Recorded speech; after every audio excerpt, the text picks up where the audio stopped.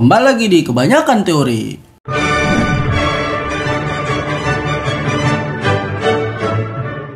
Ya, kembali lagi di Kebanyakan Nanya, segmen tanya jawab di podcast Kebanyakan Teori. Minggu lalu kita libur dulu karena satu dan lain hal, tapi pada hari ini kita kembali dengan pertanyaan seputar laki-laki. Jadi udah ada sekitar 20 pertanyaan kalau nggak salah tadi gue baca. Mulai dari pertanyaan pertama dulu dari Hani I-nya 4. Penting banget, 29 ini pasti tanggal lahirnya. Mungkin 29 berarti apa? Februari? Bukan lah, 29 tanggalnya. Oh, tanggal 29. Tanggal 29 Februari. Bener juga. Nggak, Februari 9 gitu. Oh ya. Oke lah. Oh. Siapa pelopor patriarki? Kalau ditelisik dari sejarah yang muslim, nggak ada tuh praktek patriarki ini, anjay. Coba satu-satu kita telah dulu nih. Yeah. Istilah patriarki apa ini? Patriarki ini ya kan? Kalau sepemahaman gue, patriarki itu adalah sistem sosial masyarakat gitu ya, yang mana dominasi pria itu ya hadir di situ gitu. Jadi pria lebih mendominasi di masyarakat daripada perempuan di segala aspek. Misalnya di keluarga, di pekerjaan, misalnya di sosial. Ya, di semua, di mana-mana. Semua aspek lah. Terus kalau dari sejarah Islam nggak ada praktek patriarki, emang iya? Nggak, lu mau merespon apa dulu deh dari pertanyaan ini? Patriarki. Mana ya? Hak dan sebenarnya kalau gue tuh lebih percaya, karena gue muslim ya, gue lebih percaya hak dan kewajiban dibanding adanya si patriarki. Karena patriarki itu sebenarnya dia kan ya itu sesuatu konstruksi sosial kan, bukan, lo nggak bisa ngubungin sama agama sih. Bisa aja mungkin. Oke, bisa cuman aja maksud mungkin. Gue lebih percaya hak dan kewajiban. Cuman gini, gue pernah dengar juga kayak Islam dituduh sebagai agama yang patriarki misalnya gitu kan. Dia ngambil contohnya kalau dalam hak waris atau imam tuh kalau sholat cuman bisa laki-laki misalnya gitu. Terus kemudian itu patriarki ya? Nah, di sini tuh sebenarnya kalau menurut gua emang bener kata lu, hak dan kewajiban gitu ya. Nah, cuman yang lebih spesifik lagi di sini ada yang namanya, dalam Islam tuh jelas ada yang namanya gender roles. Iya, betul. Nah, orang-orang yang mungkin dia feminis gitu ya dan anti patriarki gitu ya. Beberapa orang tuh alergi banget sama yang namanya gender roles ini. Jadi bisa jadi paham gue. Karena jelas dalam Islam itu ada gender roles gitu kan. Iya. Ada tugas laki-laki, ada tugas istri gitu misalnya. Ada tugas suami, ada tugas istri. Nah, ada gender roles nih jelas ya kan. Dan ada bedanya nih ketika laki-laki dia misalnya nih kayak gini, auratnya cuma segini doang, perempuan harus pakai jilbab misalnya gitu. Itu kan ada perbedaan tuh di situ. Nah, dia ada gender roles di sini sehingga ya mungkin itu yang membuat orang bilang bahwa Islam tuh ada nih punya produk patriarki. Itu tadi yang maksud gua, kayak bisa jadi agama dipandang orang melanggengkan patriarki. Oke. Bukan berarti benar gitu kan. Tergantung definisi patriarki sejauh mana. Satu ya kan. Itu, kedua tergantung pandangan lu juga sih. Lu mau memandang patriarki dan ini maksudnya patriarki dan feminis ya. Karena ini dua hal ini selalu bergandengan gitu ya, mau nggak mau. Kayak gue inget banget dulu pernah nanya, lu feminis? Terus gue kayak, feminis apa dulu nih? Gue kayak, ntar gue dicap yang gimana-gimana. Karena ya itu, gue lebih percaya hak dan kewajiban. Kayak hak sebagai perempuan, kewajiban sebagai perempuan, dan hak sebagai laki-laki dan kewajiban sebagai laki-laki gitu sih. Iya. Dan lagi kalau nih mungkin kita balik lagi ke pertanyaannya. Jadi kayak dia ditelisik dari sejarah. Muslim nggak ada praktek patriarki ini. Ini gue rada sanksi sebenarnya pertanyaan ini. Karena gini, kalau menurut gue justru dari sejarah Islam emang ada hubungannya sama patriarki. Justru ada nilai-nilai patriarki di masyarakat Arab waktu itu yang dihapus sama Islam gitu. Kayak misalnya ada budaya Arab waktu itu lebih sangat mengglorify anak laki-laki. Mengglorify anak laki-laki daripada perempuan. Iya. Dampaknya pada kasus yang ekstrim orang tuh sampai kalau misalnya punya anak perempuannya dikubur hidup-hidup. Iya, dibunuh. Ya kan? Ya itu kan sama Islam pada akhirnya itu dilarang, iya kan? Kita dilarang itu. Kemudian contoh lainnya misalnya di masyarakat Arab waktu itu, mungkin masyarakat dunia juga ya. Yang namanya laki-laki tuh kalau misalnya mau nikah bebas tuh dia bisa berapa istri tuh. Iya, kalau dibatasin ya kan? Gak ada batasannya. Tapi kemudian waktu itu Islam datang dan dibatasin lah. 4 maksimal. Itu pun kalau itu term and conditionnya panjang tuh, makanya kalau ngaji lu jangan sampai istri 4 tuh. Iya, intinya sebenarnya adalah ayat di tentang poligami di Al-Qur'an itu justru sebenarnya semangatnya untuk membatasi jumlah gitu. Karena bahkan di situ jelas gitu dibaca kalau lu nggak bisa adil satu aja gitu. Itu kan apalagi kalau nggak disebut pembatasan gitu. Makanya gue apalagi coba kalau nggak disebut pembatasan kan ya udah itu membatasi, udah itu real gitu. Jadi kalau dibilang dalam Islam ya gue nggak tahu, gue nggak bisa menjawab apakah ada praktek patriarki atau enggak, tapi ada budaya-budaya patriarki yang di-tackle sama Islam. Mungkin bisa dibilang ada juga yang dilanggengkan kalau misalnya menurut orang tadi kan terkait pemimpin Islam. Kalau misalnya khalifah tuh laki-laki gitu kan. Kalau misalnya mungkin orang bisa nyerempet bahas nabi, 25 nabi tuh laki-laki semua gitu kan. Jadi bisa orang jadi bisa punya ide itu gitu. Dan gua ya udah silakan aja gitu kalau emang ngerasa bahwa Islam itu melanggengkan patriarki ya silakan gitu. Tapi ada juga yang anggap Islam tuh adalah agama feminis gitu. Bisa juga. Karena tadi ada ide ibu di ibumu baru ayahmu. Itu terus kan? habis itu sebenarnya tugas-tugas rumah tangga itu bukan perempuan. Bener, tugas rumah tangga kayak masak, ngepel, nyuci, pokoknya semua hal yang berkaitan sama rumah tangga, kayak sandang pangan papan tuh kebutuhan primer. Iya, karena idenya adalah yang namanya laki-laki atau di sini suami itu punya kewajiban untuk menafkahi keluarganya. Iya. Nafkah di sini nggak cuman sekedar duit, sekedar apa ya bahasanya? Tapi semua kebutuhan yang sampai sekecil-kecilnya sampai mungkin bisa dibilang skincare istrinya. Iya. Gitu. Kayak misalnya masak, kenapa kemudian jadi masuk? Ya karena lu punya kewajiban untuk menghidangkan makanan sampai mereka bisa makan. Sampai dia bisa makan, sampai nyuap ke mulut. Gitu. Entah lu masak atau ya beli. Gitu. Iya, itu terserah lah prakteknya. Iya, tapi kalau misalnya prakteknya dibantu sama istri juga bukan masalah. Tapi lu harus paham bahwa itu kewajibannya suami. Itu yang mesti lu paham. Yang gue bingung tuh, tapi kadang kenapa ya orang-orang tuh nah itu adalah makanya gue bilang patriarki dan ide-ide lain itu tuh tidak pernah berhubungan sama agama. Gue selalu nggak ini sama itu karena kayak istri harus ngurus dapur itu kan bukan Islam banget. Itu nggak Islam banget. Itu budaya. Itu budaya. Tapi gue nggak ngerti itu kenapa banyak orang yang malah mencampur tangankan itu menjadi sebuah kewajiban di agama. Lu sering banget kan? Itu adalah cekcok bulanan di Twitter. Nggak, tapi ini kalau misalnya dibahas dari ini kan dia ngomongnya siapa pelopor patriarki, ini kan lucu juga sebenarnya pertanyaannya. Sebenarnya nggak ada yang jadi pelopor. Ini tuh kayak semacam apa ya? Nggak tahu kalau lu percaya sama evolusi ya. Kalau gue sih percaya ya. Kalau misalnya makhluk hidup itu kan berevolusi gitu. Nah sebenarnya sistem sosial di masyarakat manusia juga berevolusi juga. Kayak misalnya gini, mulainya mungkin perbedaan dari spek biologinya tuh beda. Laki-laki sama perempuan, laki-laki lebih kuat dan kemampuan untuk reproduksi itu cuma ada di perempuan. Gitu kayak dia yang bisa hamil dan melahirkan ya kan.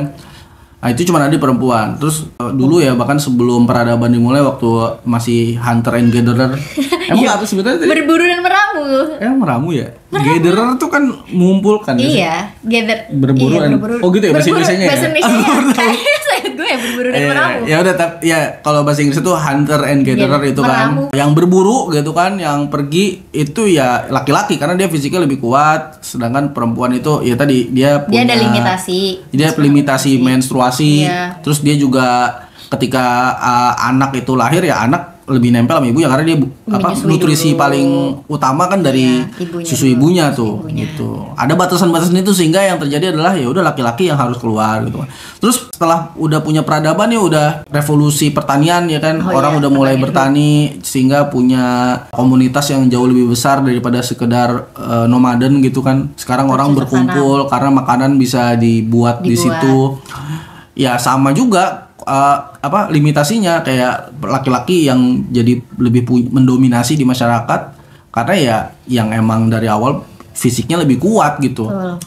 Nah kemudian itulah yang mungkin jadinya budaya tuh berevolusi. Sebenarnya bukan masalah baik buruk ya, lebih ke efisien aja gitu.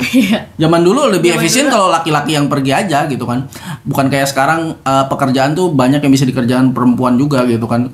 Lebih banyak kerjaan fisik gitu. Sekarang kenyataannya enggak kan. Enggak, lu duduk di kantor. Iya. Lebih banyak ya kayak gitulah. Iya, jadi kayak sebenarnya kalau ditanya siapa pelopor, ya manusia itu sendiri pelopor gitu.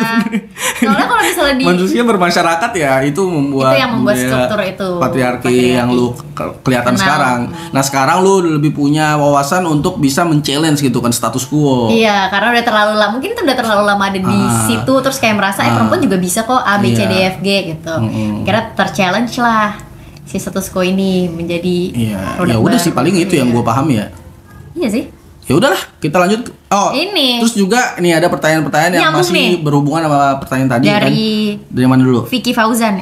Iya benar, Vicky Fauzan. Benar. Kenapa laki-laki selalu dituntut untuk kuat? Nah, tadi tuh hubungannya karena dari secara masyarakat yang jadi provider itu laki-laki ya kan.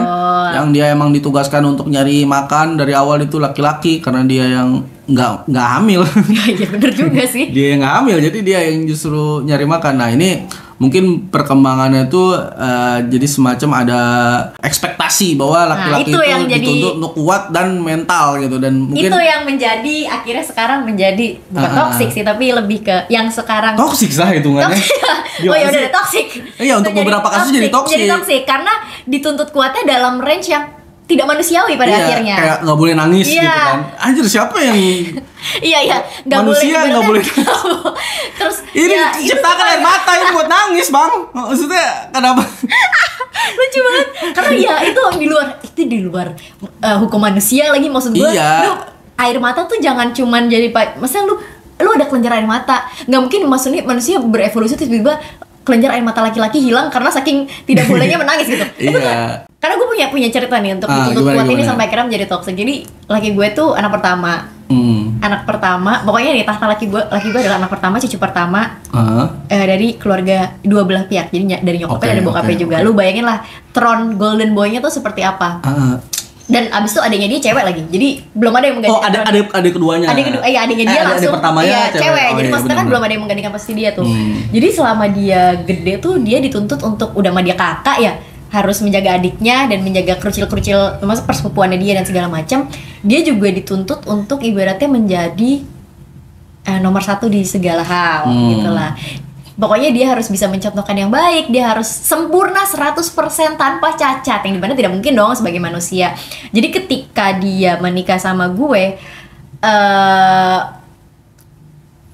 dia tuh mengeluarkan ibaratnya karena gue pacaran dulu kan, mengeluarkan unek-uneknya dia kayak gue tuh capek kayak gini, gue tuh capek dituntut, gue tuh capek abis ini kayak gini segala macam. Gue tuh satu momen dan akhirnya ketika dia menikah, ketika dia sudah menikah gitu, dia tuh sama adiknya atau sama keluarga itu jadi kayak kaku.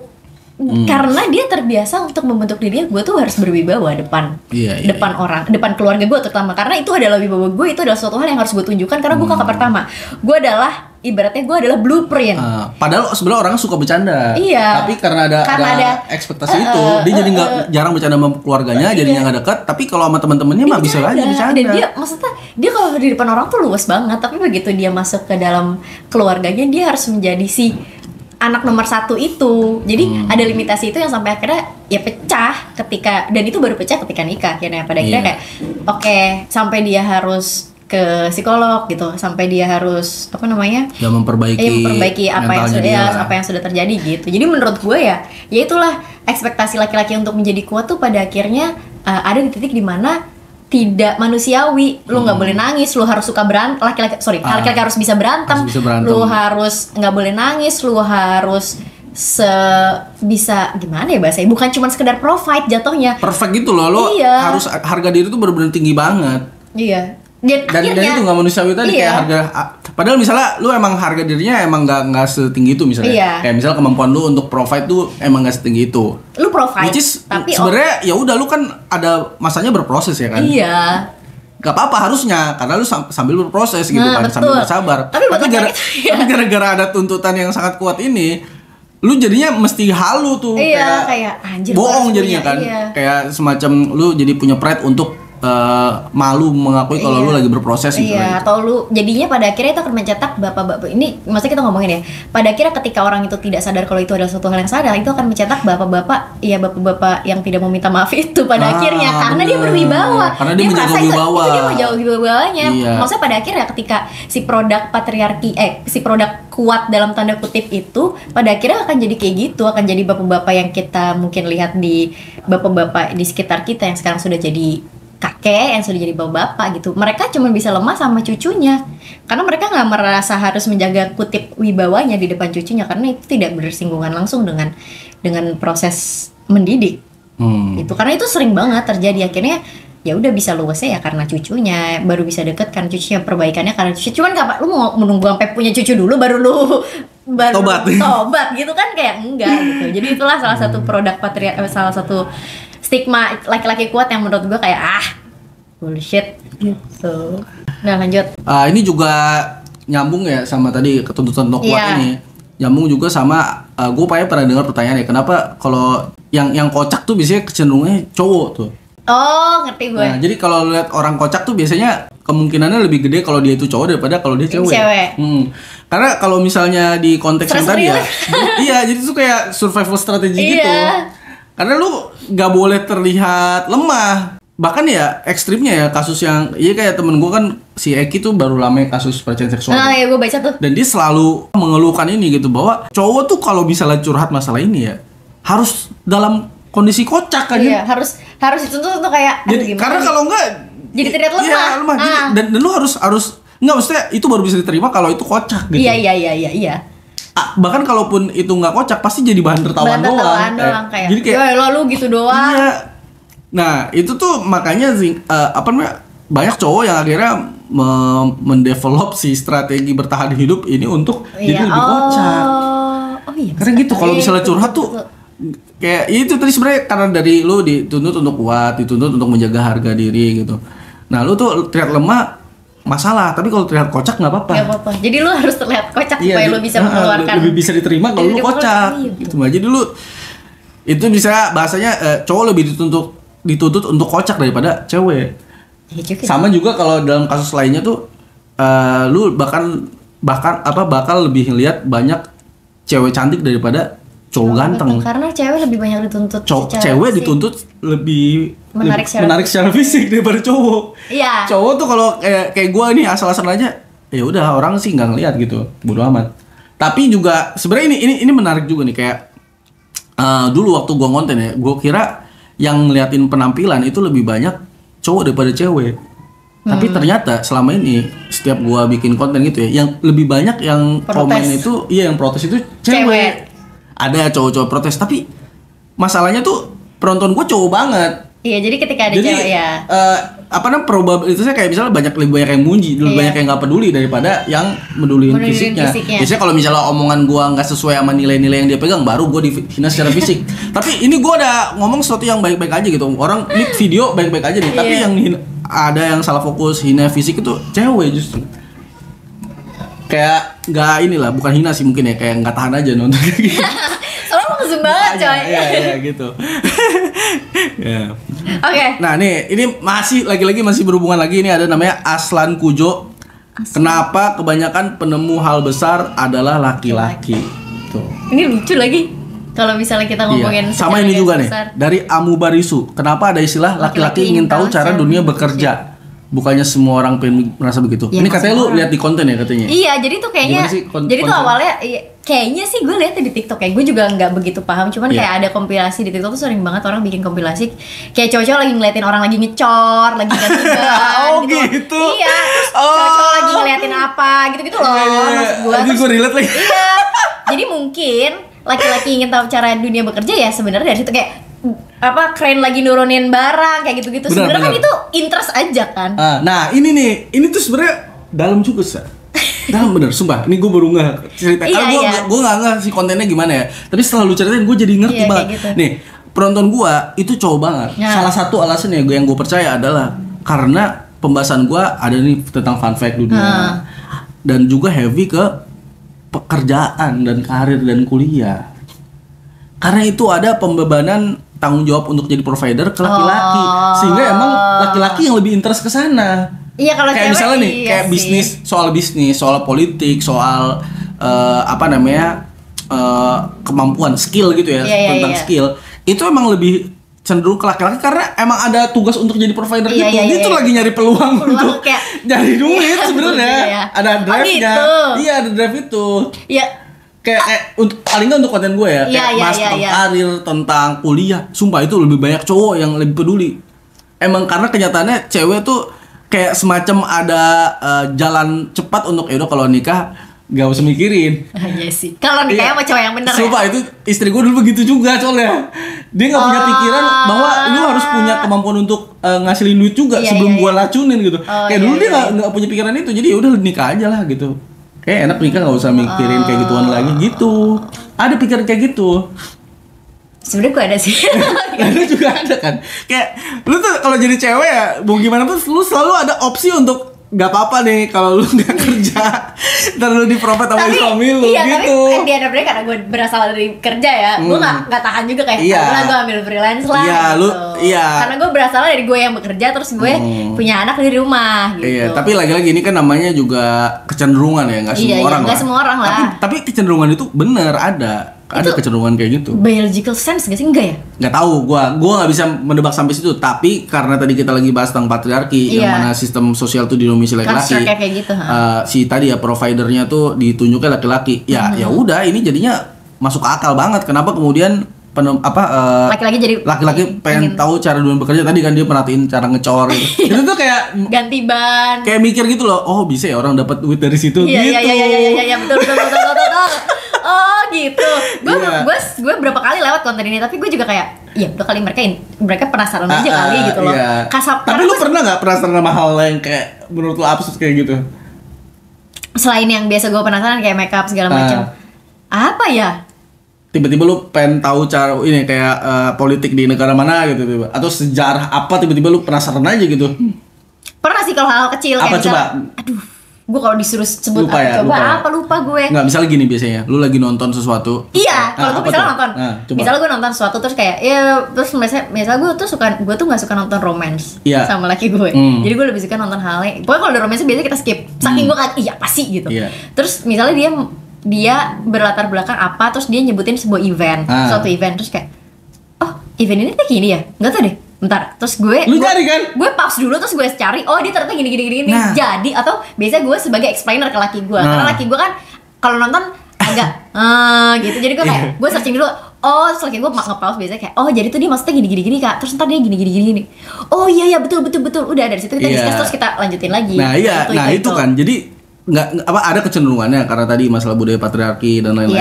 Tapi cewek juga ada interestnya loh sebenarnya. Tapi mungkin nggak di bidang yang sama juga mungkin. Nah itu interest yang berbeda tadi ya. Karena emang gue tuh termasuk orang yang percaya kalau harusnya tuh interest tuh bisa genderless. Jadi kayak lu misalnya gini, cewek harusnya bisa suka mobil, cowok tuh bisa aja suka boneka. Iya. Kayak karena itu genderless gitu, karena hitungannya kayak dulu misalnya gue mainan yang berantem-beranteman gitu, itu sebenarnya nggak masalah itu boneka atau mainan robot-robotan, sama aja tokohnya. Yang penting diberantemin. Iya, yang penting berantemin gitu misalnya kayak ada ceritanya gitu yang penting.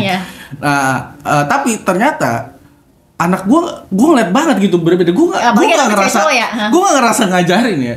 Tapi kayak misalnya anak gue yang cowok dulu tuh umur 3 tahun hiburannya gue ajak naik mobil untuk ngelihat truk-truk di jalan gede. Oh iya? Iya, dia suka banget lihat truk. Wah, gitu, seneng banget dia. Mau lihat mah? Wah, truk mah, lihat mah. Gede. Wah, gede banget gitu. Anak gue yang laki-laki. Gitu. Tapi yang cewek gak ada sama sekali ngomong kayak gitu.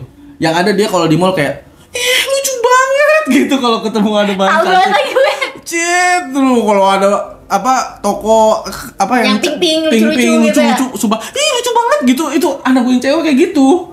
Ya berarti itu secara natural muncul kan? Nggak tahu, mungkin natural, mungkin ada konstruksi sosial juga yang udah emang mendadak. Kayak misalnya warna pink cewek gitu misalnya kan. Karena anak gue baru setahun ya guys. Terus kayak dia tuh bisa memilah dan memilih, kayak misalnya laki gue tuh suka bertukang gitu kan kalau weekend gitu kan bapak-bapak suka kayak ngapain kayak gitu, apa kayak dibenerin apa kayak gitu. Sementara kalau gue biasanya ya kayak dandan apa segala macam. Anak gue tuh lebih melihat dan lebih interest ke lebih cepat nyerap ke dandan. atau sisiran gitu, maksudnya hal yang berkaitan dengan kebersihan gitu loh. Padahal nggak ada yang ngajarin dia harus A, B, C, D, F, G, atau kayak dia kalau main sama bapaknya juga ya main pukul-pukul apa, benerin apa gitu. Cuman kalau misalnya dia kayak misalnya dandan atau segala macam atau yang berhubungan dengan rapi-rapi gitu loh, itu dia lebih cepat nyerapnya. Dalam 1 kali 2 kali lihat tuh dia bisa mencontohkan, kayak dia bisa ngambil sisir, dia sisiran, walaupun gak ada rambutnya. Atau dia pernah ngeliat gue lipstick kan, dia bisa ngambil lipstick dan dia bisa gini sendiri walaupun gak dibuka, jadi bisa kayak gini terus dia gini, ada kayak gitunya. Jadi gue kayak oh mungkin bisa jadi ya itu ya nggak tahu ya naturally atau enggak, cuman ya tapi terjadi. Kita mengamati sebagai orang tua. Iya, kayak oh dia lebih cepat nyerap hal lain kayak gini. Karena kita sebagai orang tua juga sadar apa yang kita lakukan kan, apa yang intensi kita ketika ngajarin sesuatu kan. Nah untuk kasus kayak ini itu sumpah gue kagak ada kayak lu cowok harus kayak gini, lu cewek harus kayak nggak ada kayak gitu. Gak ada. Tapi dia orang otomatis aja gitu. Iya betul. Ya gitulah. Gitu. Nah mungkin itu dulu untuk episode sekarang. Sampai jumpa di bingung kaget ya. Udah. Mic-nya udah mau mati guys. Jadi kita butuh break. Terus juga sekalian kita mau sholat Jumat. Sholat maghrib. Nggak apa-apa, sholat Jumat sebenarnya juga boleh. Iya, sebenarnya boleh cewek itu. Di kampung kita boleh. Gue pernah ikut sholat Jumat. Iya. Kenapa jadi ngomongin sholat Jumat? Tapi kita konteksnya mau sholat maghrib dulu guys. Jadi pertanyaan selanjutnya kita lanjutkan di episode selanjutnya.